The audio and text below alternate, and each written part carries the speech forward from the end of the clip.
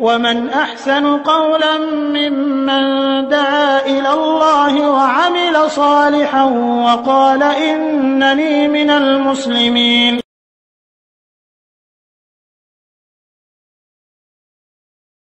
ওয়ালাইকুম আসসালাম রহমতুল্লাহ বারাকাতুহু। বোন, আপনি বলেছেন যে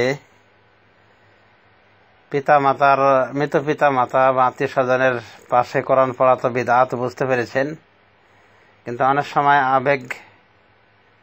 আবেগে মন মানতে চায় না এবং কিছু করতে চায়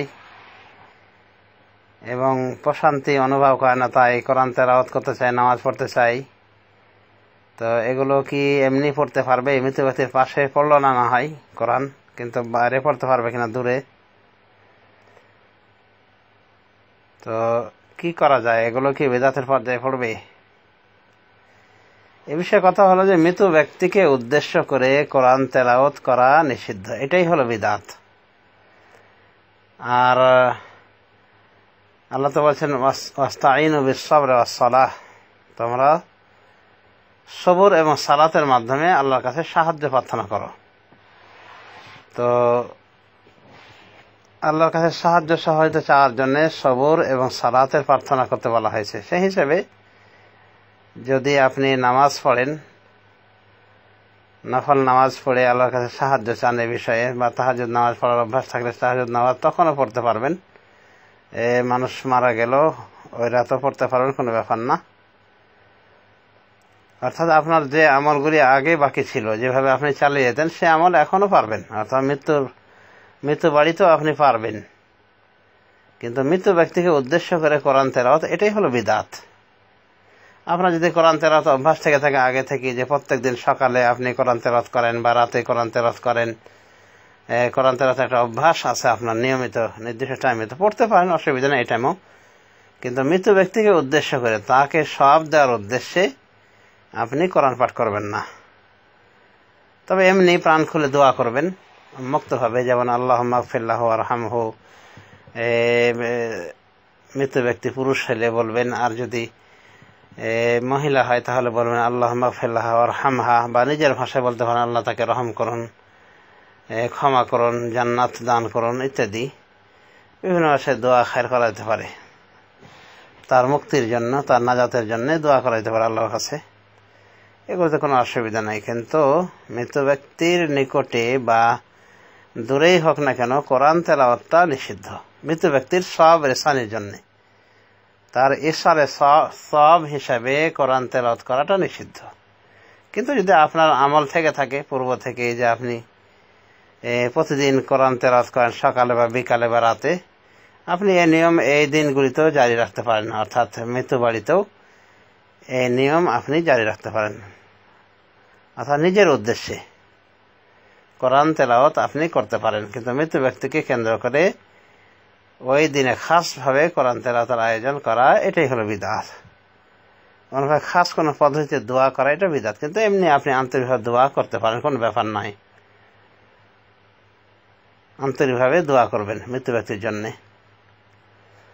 আর বিলাপ করা যাবে না, এটা তো জানতেই পেরেছেন, কারণ বিলাপ করে কাঁদলে আল্লাহ রাব্বুল আমিন জাহান্নাম দিবেন।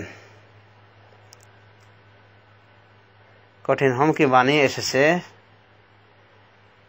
হাদিসের মাঝে। তো বিলাপ করে কান্না করা যাবে না, তবে এমনি স্বাভাবিক কান্না আসতে পারে, চোখ দিয়ে পানি আসতে পারে, হালকা কান্না আসা স্বাভাবিক। তো উন্মুক্তভাবে দোয়া করা যায় মৃত ব্যক্তির জন্যে, এগুলো তো অসুবিধা নেই। কোরআন তেলাওয়াত বিশেষভাবে এটা নিষিদ্ধ, এটা বিদআত, কারণ এর প্রমাণ নাই। আর দোয়া করা বিষয়ে তো রাসূলুল্লাহ সাল্লাল্লাহু আলাইহি ওয়াসাল্লাম বলে দিয়েছিলেন, তার সাহাবীকে যখন আবু সালামা মারা যান, বলেছেন তার নিকটে ভালো কথা ছাড়া মন্দ কথা বলো না, কারণ ফেরেশতারা আমিন বলে তোমাদের কথার ওপর। তো মন্দ কথা বলা নিষেধ মৃত ব্যক্তির নিকটে। এমনি দোয়া করতে হবে তার নিকটে আসলে, বা তার জন্যে তার পাশে থেকে বা দূরে থেকে দোয়া করতে হবে তার জন্য, আন্তরিকভাবে উন্মুক্ত হবে এবং কোনো নিয়ম তরিকা বাধা ছাড়াই উন্মুক্তভাবে তার জন্য দোয়া করা যেতে পারে, অসুবিধা নাই। তো নিজের জন্য কোরআন তেলাওয়াত করা সারা অবস্থায় বৈধ রয়েছে, এমনকি মৃত বাড়িতেও বৈধ রয়েছে, কিন্তু এই কোরআন তেলাওয়াত হবে নিজের জন্যে। মৃত ব্যক্তিকে উদ্দেশ্য করে যে কোরআন তেলাওয়াত করা হয় ওটাকেই বিদআত বলা হয়েছে। আশা করি বুঝতে পেরেছেন। মৃত ব্যক্তির সব রেসানের জন্য অনেক পদ্ধতির আমি ইতিপূর্বে আলোচনা করেছি। যেমন মৃত ব্যক্তির পক্ষ থেকে দান খয়রাত করা উন্মুক্তভাবে, যেমন টিউবওয়েল খনন, মসজিদ মাদ্রাসা নির্মাণ বা তাতে সহযোগিতা করা, কোরআন কিনে দেওয়া মসজিদে বা হাফিজখানায়, কোনোভাবে বুখারী সেট কিনে দেওয়া মাদ্রাসায় বা মসজিদেই হোক, অন্যভাবে গরিব অসহায়দেরকে কাপড় চোপড় কিনে দেওয়া ইত্যাদি বিভিন্ন প্রকারের দান খয়রাত রয়েছে। এগুলো করাতে কোনো অসুবিধা নাই, উন্মুক্তভাবে কোনো প্রকার দিন তারিখ ধার্য না করেই। তো এভাবেই যেগুলো সুন্নাহ তরিকা আছে সেগুলো করতে হবে। যেমন হজ উমরা করা, হজ উমরা নিজে থাকতে হবে অবশ্য, তাহলেই করা যাবে। তো অনেক কিছুই রয়েছে সুন্নাতে, কোরআন হাদিস দ্বারা প্রমাণিত মৃত ব্যক্তির উপকারের জন্য। কিন্তু আমাদের দেশের অবস্থা হলো এরকম যে বিদআতে তৎপর, কিন্তু সুন্নাতের ক্ষেত্রে ঠান্ডা।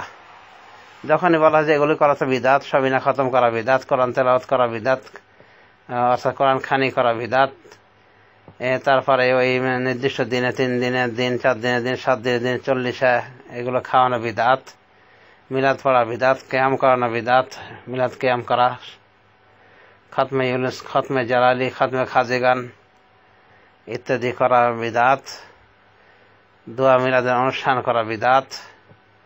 তখন দিশেহারা হয়ে যায়, বলা যায় তাহলে কি করবো, কিছুই কি করার নেই আমাদের পিতামাতার জন্য, মৃত ব্যক্তির জন্য, অথচ আছে অনেক কিছু করার, কিন্তু সেদিকে রুচিবোধ নেই, সেদিকে ভ্রুক্ষেপ নেই অনেকে জানেও না অজ্ঞতার কারণে এসব সুন্নতি বিষয়গুলি সম্পর্কে ওয়াকিফ হাল নয়। তো যা হোক, আমাদেরকে সুন্নতি তরিকায় মৃত ব্যক্তিদের উপকার সাধন করার চেষ্টা করতে হবে। বিদআতি তরিকায় মৃত ব্যক্তির কোনো লাভ হয় না। আর আবেগ বিবেককে কন্ট্রোল করতে হবে শরীয়তের লাগাম দ্বারা। আবেগে একটা চাইলেই করা যাবে না, বরং দেখতে হবে ওই চাওয়া পাওয়াটা ইসলাম সম্মত কিনা, ইসলামে থাকলে করা যাবে, নতুবা নয়। ধন্যবাদ, আশা করি বুঝতে পেরেছি।